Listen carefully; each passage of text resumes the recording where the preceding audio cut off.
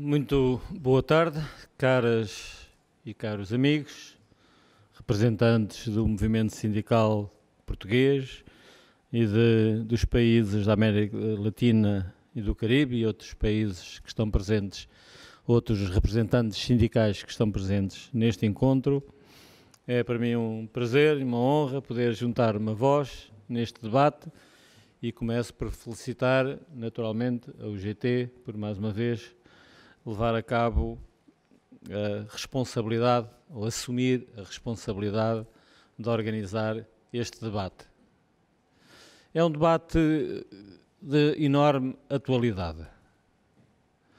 Há muito quem pense, e há até quem o diga, de forma expressa, que o debate sobre o papel do movimento sindical é um debate do passado. E que a economia do presente e a economia do futuro dispensa este debate sobre o movimento organizado dos trabalhadores e a sua participação na definição dos objetivos e dos caminhos a percorrer pelas nossas comunidades e pelas nossas sociedades. Parecendo, por vezes, um discurso novo, tenho para mim que é um discurso bem velho. Porque a morte do movimento sindical já foi muitas vezes anunciada e muitas vezes tentada.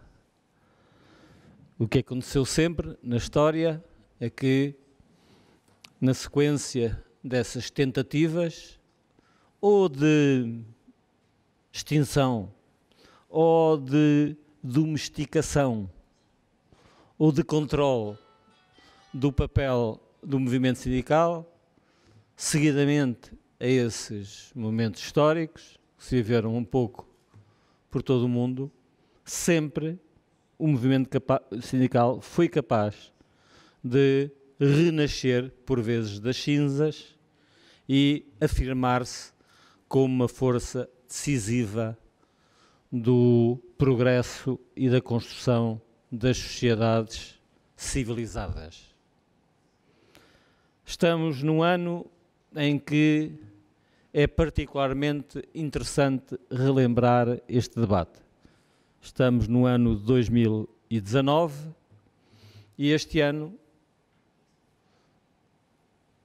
estamos a celebrar o centenário da Organização Internacional do Trabalho. E reparem, há 100 anos estávamos em 1919, sob os escombros, em muitas partes do mundo, de um dos maiores conflitos militares da história da humanidade. E foi sobre esses escombros quando todas as organizações de natureza mundial tinham sussurrado, sob a pressão da guerra, do combate imperialista, dos afrontamentos brutais entre nações, em particular na Europa, mas não apenas na Europa, foi sob os escombros dessa sociedade que ressurgiu com uma força renovada, aquela que é a única organização tripartida do universo das Nações Unidas. Ou seja, a mais velha e mais sólida organização das Nações Unidas é aquela que tem na sua Constituição a presença, a única que tem a presença de governos, empregadores e sindicatos. E assim acontece há 100 anos, desde há 100 anos. No próximo mês, em abril, será celebrado este centenário na Assembleia Geral das Nações Unidas. No próximo mês de junho, na Conferência Internacional da OIT, em Genebra, será desenvolvido o debate sobre o passado, o presente e o futuro da OIT e do trabalho. Quer isto dizer que, mesmo em contextos muito preocupantes do ponto de vista global, foi a existência deste compromisso civilizacional para o progresso de natureza tripartida, foi esse o compromisso mais sólido que foi gerado em todo o mundo. Alguns poderão dizer que é um acaso. Não creio que seja um acaso. É precisamente a profunda ligação desta organização mundial a um conceito de contrato social que faz com que ela tenha sido a mais longa, a mais persistente, provavelmente das mais ativas das organizações mundiais. E, portanto, essa experiência histórica aponta-nos claramente um caminho. O diálogo social, a organização das forças sindicais e dos empregadores vai continuar a ser, certamente que com mudanças, certamente com outros desafios, já falarei disso, vai continuar a ser uma realidade. Estamos em Portugal, num país que tem ainda uma memória recente de um período histórico onde, precisamente, durante décadas, o movimento sindical foi esmagado pelas forças de uma ditadura. Esmagado, por vezes, ou foi tentada também a sua domesticação, a sua integração num Estado corporativo. Mas mesmo nesses tempos, o movimento sindical encontrou formas de resistir.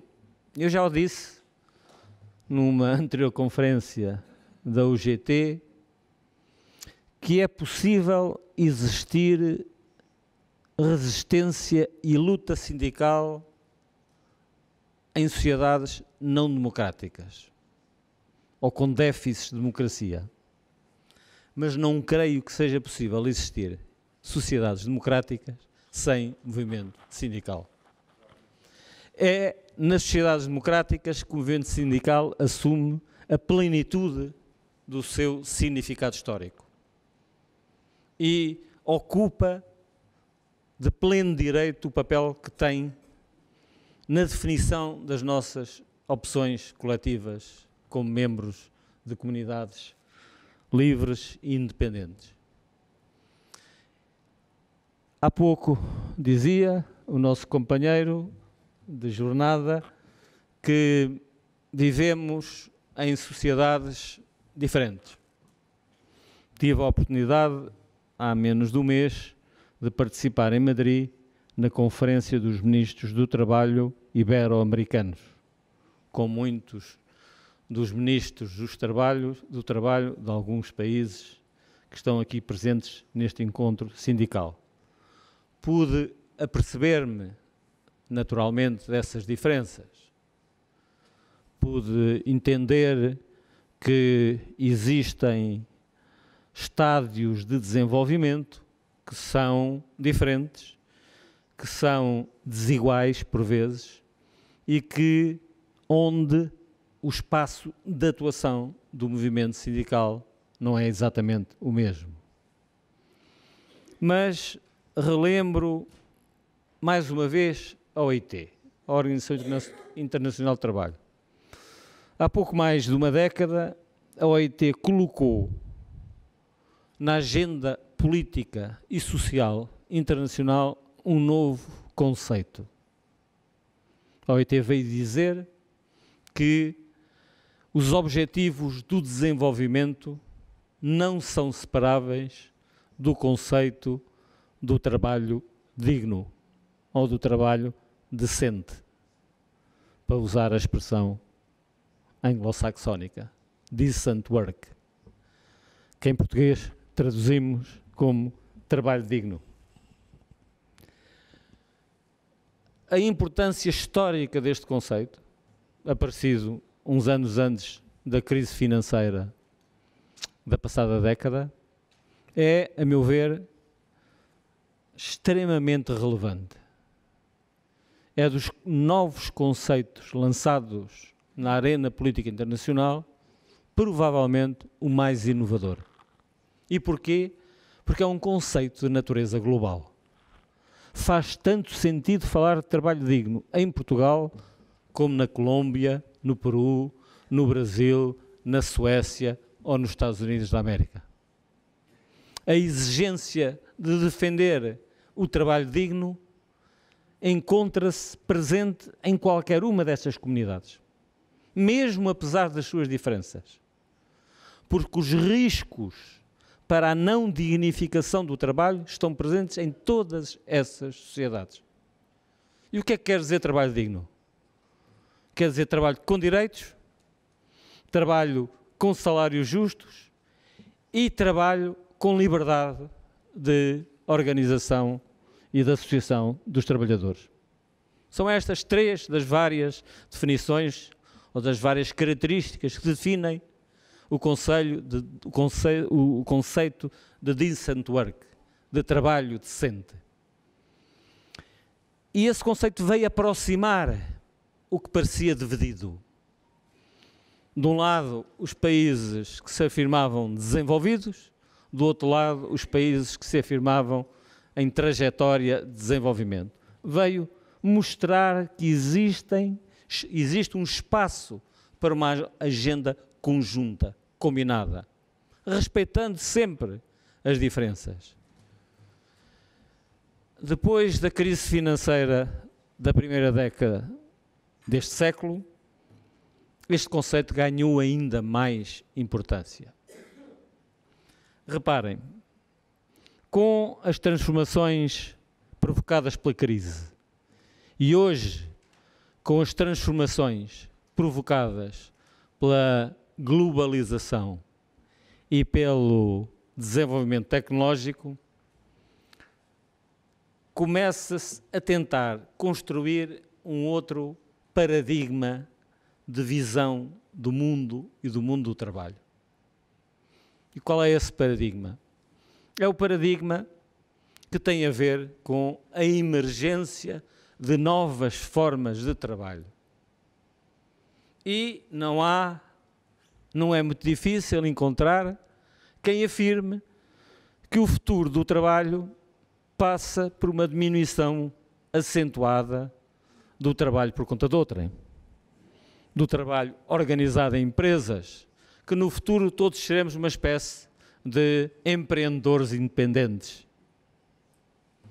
E este é um discurso que eu ouvi a membros do governo de países da América Latina, ou que ouço a colegas meus do Conselho Europeu, e que se ouve muito, em particular, nas algumas organizações empresariais. Será isto verdade? Irá o trabalho como fator de organização da sociedade e como fator de distribuição da criação de valor e de riqueza está condenado a desaparecer? Ninguém tem uma resposta definitiva sobre o futuro. Mas eu creio que estas afirmações não são apenas precipitadas. Ou seja, não são apenas construídas sobre uma realidade falsa. Correspondem muito mais a desejos de alguns do que a realidades. Deixem-me dar um exemplo. Já o citei noutras ocasiões, nomeadamente na concertação social. Aqui, na Europa, na União Europeia, de 2008 a 2018, foi um período de recuperação económica. Passámos por uma crise, depois por uma recuperação. E na Europa existem hoje mais 9 milhões de postos de trabalho que existiam em 2008. A acreditar nos teóricos do empreendedorismo e do trabalho independente, poderíamos acreditar que esses 9 milhões seriam de trabalhadores independentes, de jovens empreendedores, o dinamismo do trabalho de cada um. Mas se olharmos aos números, verificamos exatamente o contrário. Esses 9 milhões são 9 milhões de trabalhadores assalariados. Mesmo na Europa, que é uma das zonas mais desenvolvidas do mundo, a totalidade do crescimento líquido de emprego entre 2008 e 2018, 10 anos, foi constituída por trabalho por conta de outrem. Quer isto dizer que não há mudanças, não há riscos, não há nada diferente? Não é isso que eu estou a dizer. Estou a dizer é que a anunciada morte a prazo do trabalho assalariado e do salário como fator estruturante da vida em sociedade, essa morte anunciada não tem correspondência com a realidade. No entanto, é certo que uma parte desses 9 milhões de postos de trabalho corresponde a trabalho temporário. Corresponde, por vezes, a trabalho parcial. É certo que, para além disso, foram criados postos de trabalho independentes, mas também foram destruídos postos de trabalho independentes noutros setores. Mas a força maior, esmagadoramente, da criação de emprego numa zona tão desenvolvida como é a União Europeia, foi a criação do trabalho por conta de outrem. E o mesmo aconteceu em Portugal, com a recuperação de emprego que tivemos. Cresceram mais os empregos por conta de outrem que o emprego global. E essa é uma realidade absolutamente estruturante para percebermos o nosso futuro. E aqui, mais uma vez, nos encontramos, países da América Latina, do Caribe e da Europa, num desafio comum. Em alguns sítios, como na Europa, tenta-se defender a passagem do trabalho organizado para o trabalho informal. Noutros países, defende-se, antes ainda de vencer o problema do trabalho informal, a grande inovação do trabalho colaborativo, das plataformas colaborativas, das Ubers deste mundo. Temos que estar, todos nós, muito atentos a estas tendências, a estes riscos. Não creio que o movimento sindical, bem como todas as forças progressistas, ganhem em ser uma força de oposição ao progresso. Não creio. Nomeadamente ao progresso tecnológico. O que é essencial é que esse progresso tecnológico seja acompanhado por um progresso social.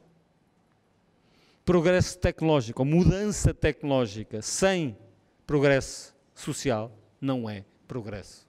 É apenas uma transformação das condições de produção sem garantir o desenvolvimento.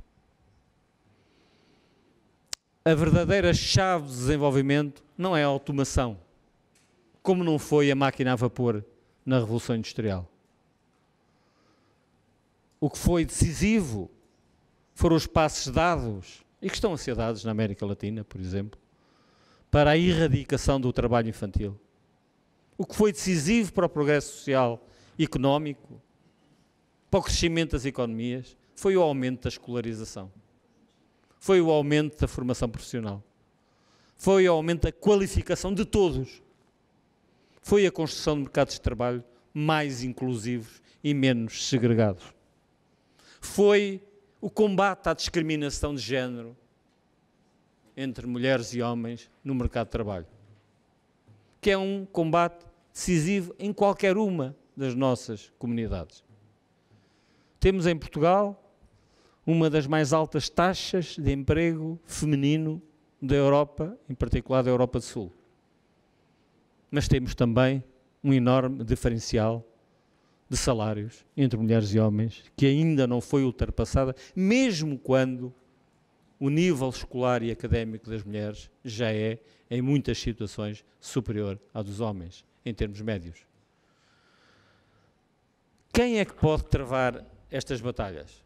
Claro, a sociedade no seu todo, as escolhas democráticas, mas elas não dispensam dois atores fundamentais. Ou melhor, um ator fundamental e um palco para ele desempenhar o seu papel. O palco é o diálogo social. O ator é o movimento sindical. Teremos que reinventar as formas de organização do movimento sindical, provavelmente, como aconteceu muitas vezes no passado. A organização dos sindicatos de setor, nacionais, nas empresas, tudo isso sofreu mudanças ao longo da história. E assim irá acontecer no futuro. Mas há uma batalha global que tem que ser travada. E essa é travada no plano sindical, mas também no plano político. É a batalha que eu há pouco referi. Pela prevalência, pela dominância do conceito de trabalho digno. E volto a referir as três dimensões. Trabalho com salários, trabalho com direitos, incluindo o da proteção social, e trabalho com direito de associação. Subscrevo as preocupações que já aqui hoje ouvi. Os riscos que caem, que nos interpelam, são colocados pela nossa frente, são riscos que têm o mesmo sentido, ainda que sejam diferentes em intensidade ou natureza. São riscos de individualização das relações sociais, de individualização das relações laborais, de consideração que a fragilidade social é da responsabilidade de quem está nessa situação e não uma responsabilidade do conjunto da sociedade. Essas batalhas têm que ser travadas em todos os planos. Creio que a experiência do movimento sindical é absolutamente decisiva. Estamos hoje na Europa a reivindicar uma nova, na União Europeia em particular, um novo pilar dos direitos sociais, onde estão novos direitos, do ponto de vista histórico, como o direito à igualdade e contra a discriminação, mas onde estão também incluídos velhos objetivos, velhas bandeiras do movimento sindical, como seja a garantia de que não haja trabalho sem proteção social.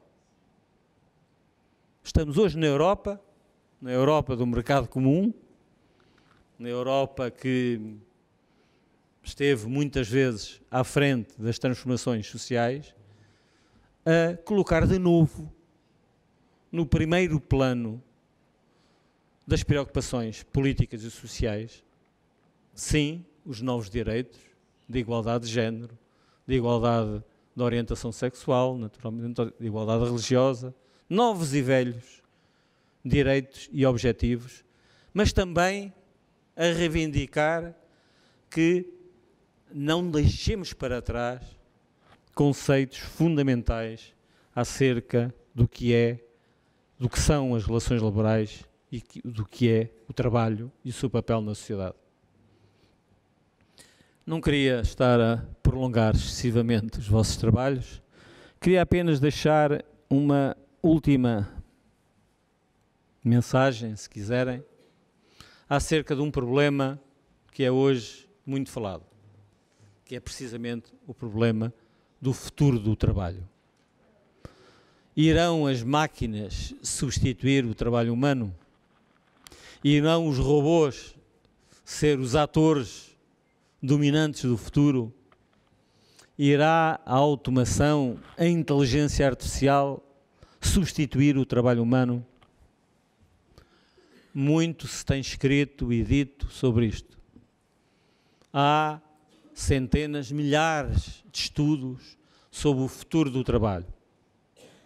Economistas, engenheiros, cientistas dedicam horas, dias, meses e anos de trabalho a discutir o que será o trabalho futuro e se as profissões que hoje temos se manterão no futuro. Há uma profissão que já está garantido que se vai manter. É a profissão daqueles que discutem se haverá trabalho no futuro. Esses têm garantido a sua profissão, porque a frequência com que esses estudos aparecem mostram que há um mercado tremendo para esses criadores, que tão depressa dizem que vão desaparecer 25%, como 50% dos postos de trabalho, que profissões inteiras irão desaparecer. Será assim? Eu acho muito importante ler com atenção o relatório que a OIT fez publicar acerca do futuro do trabalho e que será discutido em junho, em Geneve, por uma comissão mundial presidida pelo Presidente da África do Sul e pelo Primeiro-Ministro da Suécia. E aí, porque era uma comissão de mulheres e homens sábios, eles não se preocuparam a discutir qual é a percentagem do trabalho que irá ser substituído por máquinas. Eles preocuparam-se em discutir as soluções que precisamos de construir para o futuro do trabalho.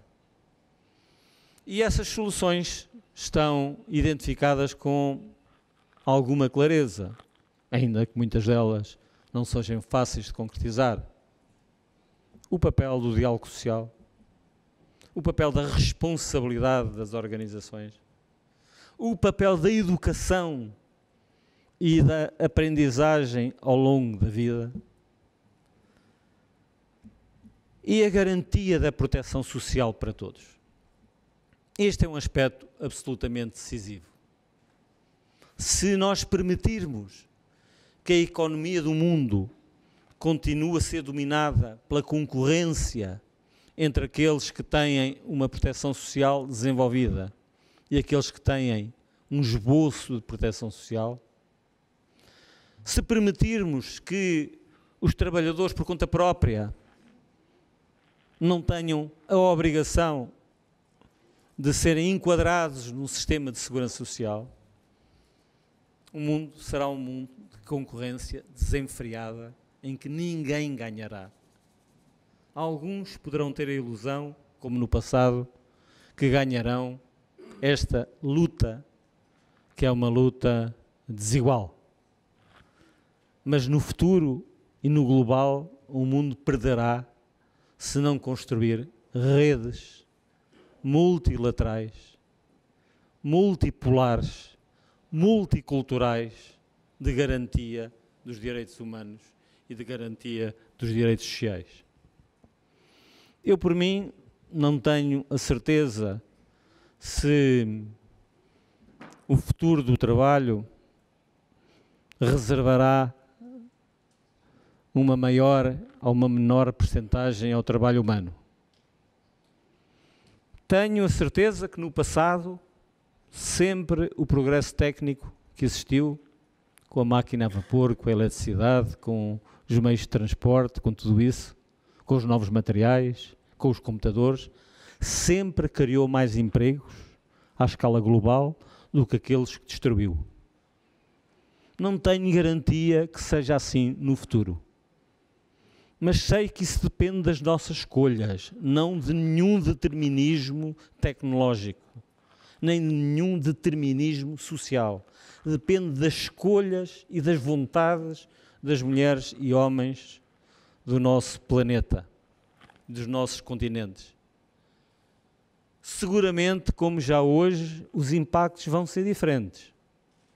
O mundo vai reorganizar-se, está a reorganizar-se. A pobreza extrema está a desaparecer de alguns continentes e, infelizmente, a manter-se noutros. Enquanto noutros continentes mais desenvolvidos aparecem fenómenos de exclusão e de desintegração social. Essas mudanças preocupam-nos, têm que nos preocupar. Porque se nós podemos acreditar que o futuro deverá ser um futuro onde o fator fundamental de coesão, o cimento fundamental da organização da vida, continuará a ser o trabalho, também aqui não há nenhum determinismo. Só será assim se nós, se todos nós, quisermos que seja e ganharmos essa batalha.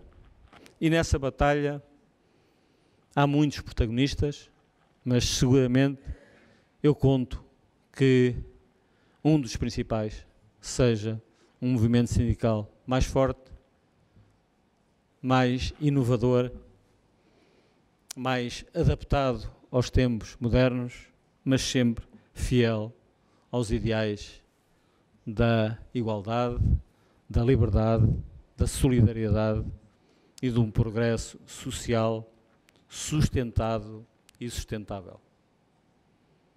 É para isso, de certo, que contam e contam muito estes encontros, e é para isso que todos nós contamos convosco. Muito obrigado.